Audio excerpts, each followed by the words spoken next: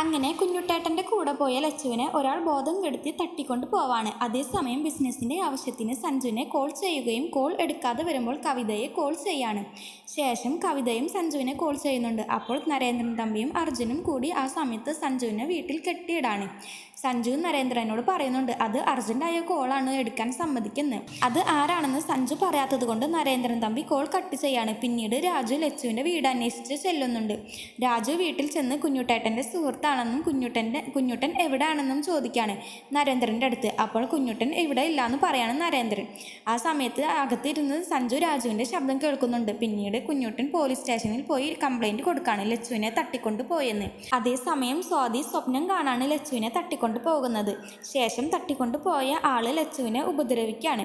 ലച്ചു അവിടെ നിന്ന് രക്ഷപ്പെടുമ്പോൾ പെട്ടെന്ന് അയാൾക്ക് നെഞ്ചുവേദന വരികയും ആ സമയത്ത് ലച്ചു വേറെ ഒന്നും നോക്കാതെ അയാളെ രക്ഷിക്കുകയുമാണ്. നിങ്ങൾക്ക് ഈ വീഡിയോ ഇഷ്ടപ്പെടുകയാണെങ്കിൽ ലൈക്ക് ആൻഡ് ഷെയർ ചെയ്യുക, കൂടി സബ്സ്ക്രൈബും ചെയ്യുക. താങ്ക്